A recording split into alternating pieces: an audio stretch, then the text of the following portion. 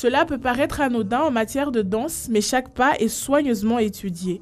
Pour la deuxième année consécutive, la danseuse est venue partager sa passion avec les jeunes Mahorais en difficulté et cette fois, le spectacle est axé sur le handicap visuel. Être handicapé n'est pas une fin, mais on peut être aidé par le monde qui nous entoure et c'est ça que je voulais montrer. Donc il y a eu des tableaux où, par exemple, il y a eu un personnage où il avait des ailes et en fait, ce morceau qui était I Love You, c'était juste des histoires de leur vie.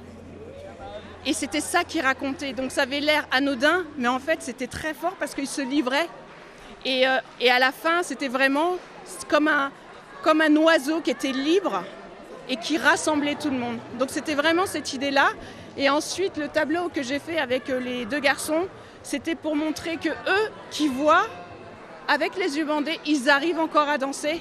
Dans un esprit d'entraide, d'autres jeunes qui ne sont pas en situation de handicap sont venus les soutenir et se mettent aussi à danser. On se met dans la peau d'un aveugle. Donc on danse en suivant la musique. C'est la musique qui doit nous emporter. On doit suivre que la musique. Il fallait interpréter la douleur, l'agressivité, la liberté. Vraiment être dans la peau des aveugles, des handicapés et montrer à quel point ces personnes souffrent. Faire tout cela les yeux fermés, c'est pour qu'ils réalisent que même s'ils ne voient pas, l'essentiel est ailleurs selon Fabienne. La danseuse se dit prête à renouveler son projet, une manière d'insérer ces jeunes souvent stigmatisés.